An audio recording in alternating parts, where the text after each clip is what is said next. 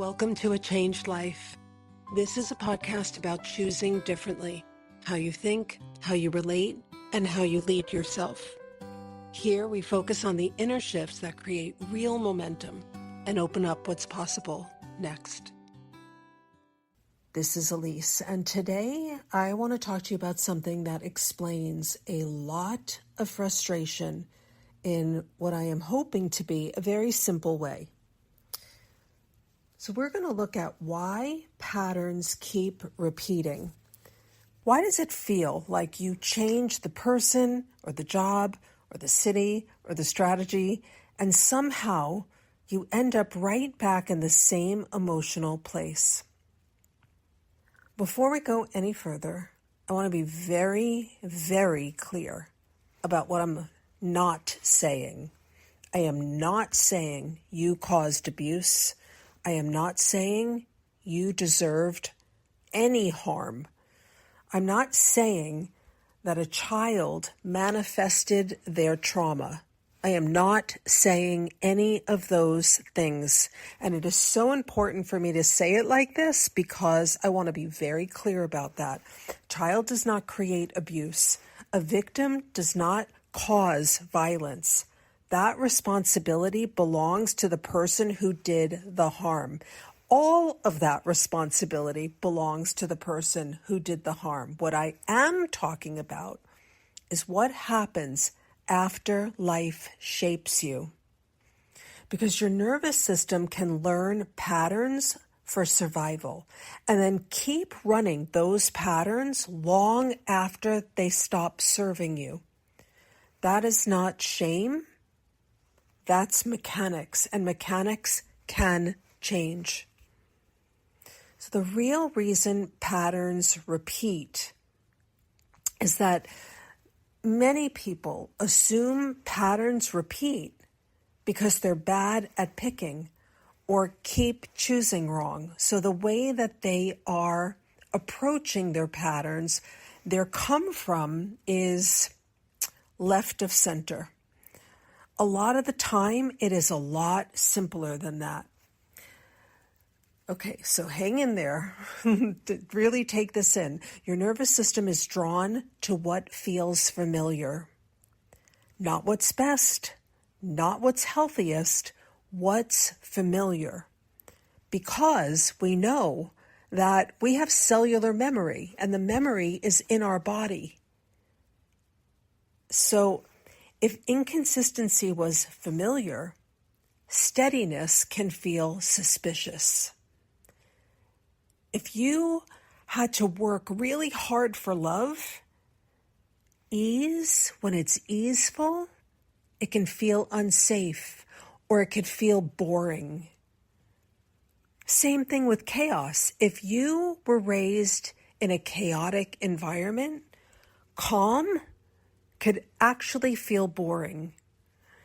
So you don't just choose from logic, you choose from resonance. Your system says, I know how to operate here. I know how to do this dance. Doesn't mean the dance is a good dance. It just means that it knows how to do it. It's been practiced.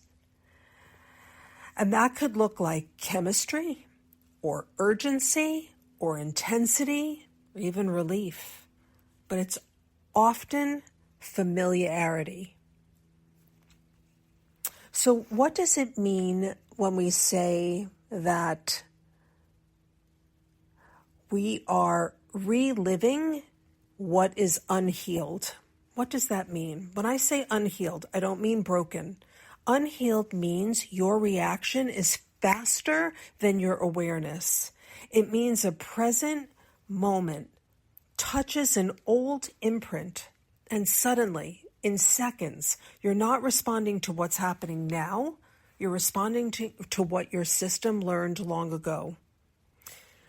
I want to share something personal with you. My sister passed, it's 20 years this year, and for many years, I could replay the memory of getting the call from my mother, or actually returning a call to my mother because I was teaching at the time and I was in finals. And when I got done and I got down to the lobby and I was going to my car, I called my mom back because I saw that I had a lot of missed calls from her. I can replay that. And when I used to replay that in seconds, it would be as though it was happening right now. It was so ingrained in my body. And that response was so familiar for me and so painful. And that is what I'm talking about. When you have a physical, emotional response to something that is so powerful that takes over in seconds, you know that is unhealed. That is an unhealed wound. And most wounds fall into a few buckets. I'm going to narrow them down into 5. And if I miss something, one of your buckets, no disrespect. I'm trying to kind of group these because I truly believe that most of them fall into this. I'm not safe. I'm not enough. I'm not seen. I'm not chosen. I'm not valued. Or I'm not worthy. When one of those gets activated, your system goes into protection mode, and protection has a style. Some people chase.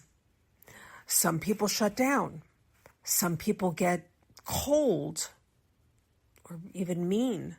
Some people over-explain. Some people just completely numb out. Different style, same function. Avoid feeling the original wound again. So let's make this real. Let's bring this into your life. Your partner doesn't respond for a few hours. Maybe you send a text. If your core wound is, I'm not chosen or I'm not safe, your body reacts before your mind does. You might feel a tightness in your chest. You might feel your stomach kind of sink. That immediate story that goes off in your head, here we go again. Oh my God, it's happening again. So you send a second text and then a third. Or you go cold. Or you become accusatory. Or you decide you don't even care. Or you start building a case in your head, and I'm telling you, I have done this. And then you'll say, we always end up here, or this always happens to me. But the pattern isn't the delayed text. The pattern is what your system does when the wound gets touched. This is why couples can argue about the same thing for years. This is why families can argue about the same thing for years. This is why friends can have a falling out about the same thing for years, because they're not fighting about the present event. They're reacting from an old imprint. Let me give you another example. Take it out of the relationship realm and let's take it into money. Let's talk about money for a second, because money is where safety wounds show up loudly. You can say you want freedom or stability or abundance or peace with money, but if your core wound is, I'm not safe, money becomes survival. And when money is survival, your nervous system often chooses short-term relief over long-term alignment. And let's look at what this might look like. It might be if you're a clinician or a coach or you're in the service industry, you might undercharge because rejection feels threatening. So you have very low prices. You may overspend as a way to regulate your stress. You may avoid looking at your numbers and being dialed into your financials because looking feels daunting and overwhelming. You may stay in financial agreements that keep you smaller because predictability feels safer than growth, even though you want the growth. And then you will say things like, money is always stressful for me. I'm not good with money. Money freaks me out. And that might be true.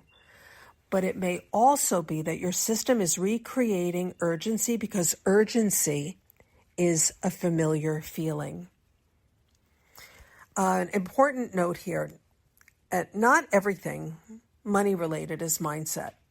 Systems are real, constraints are real, trauma and inequality, they are real. But even inside real constraints, your nervous system still holds a pattern.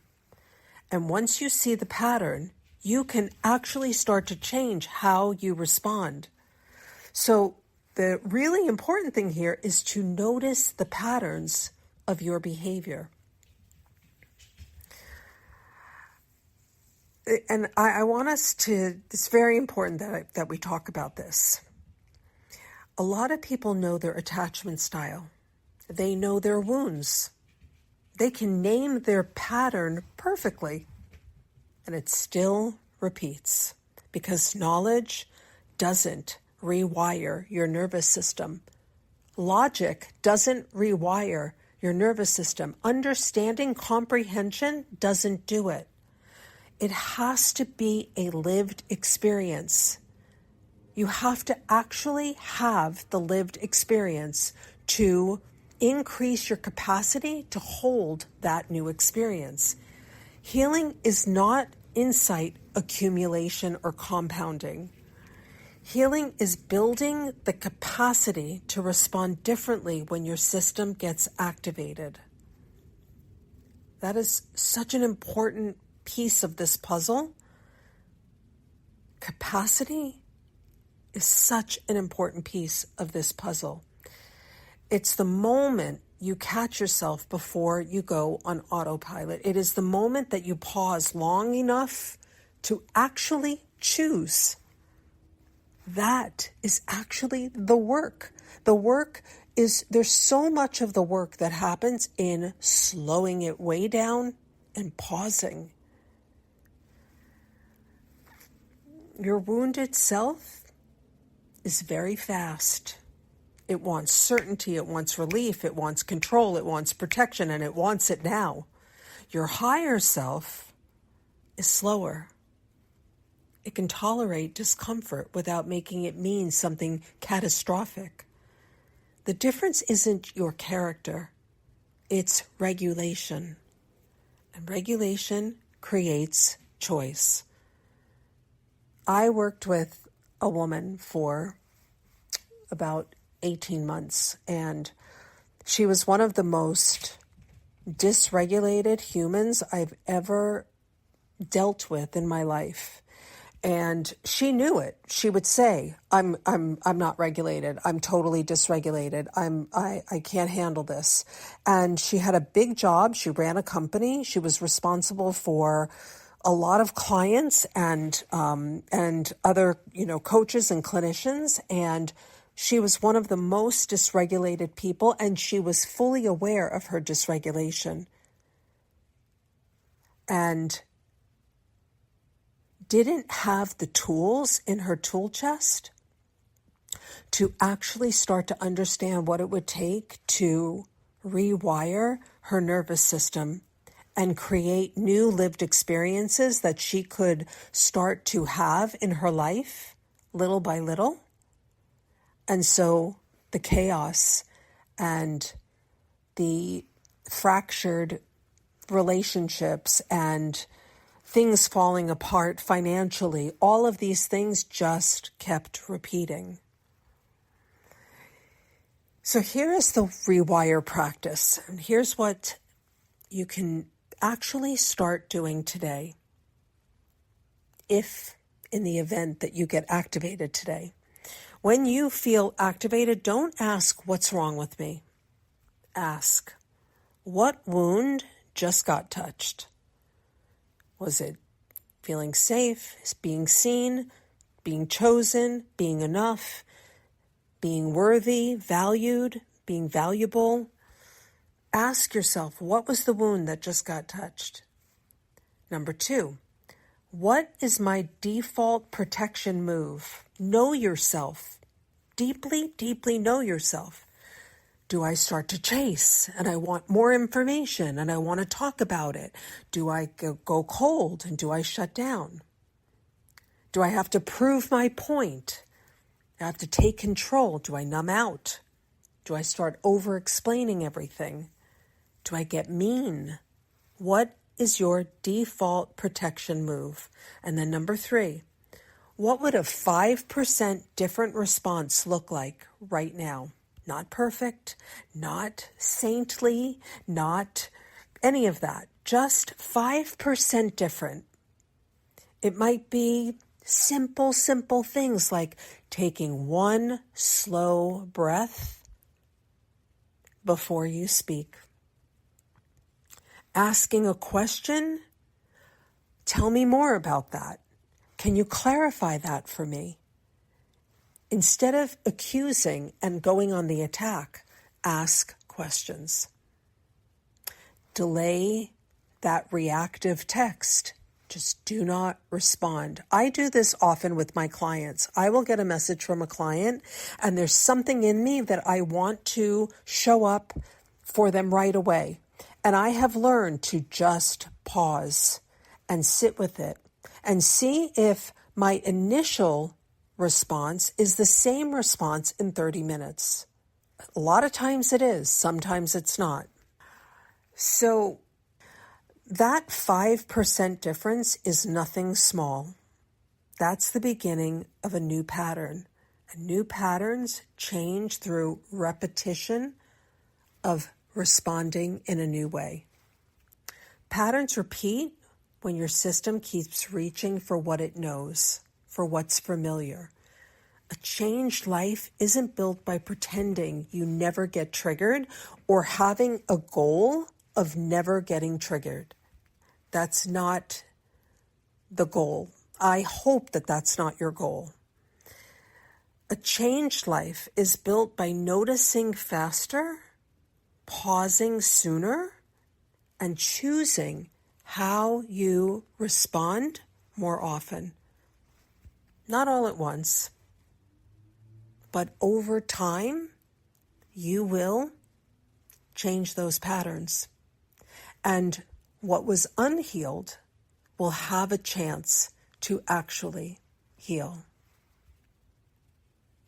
So as you move through your week, notice what keeps repeating. Not to judge yourself, just get curious. Notice.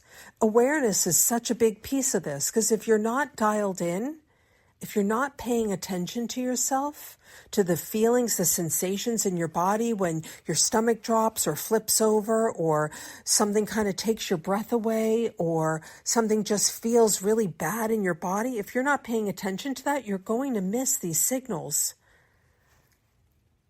Because once you can name the pattern without shaming yourself, you can interrupt it with choice.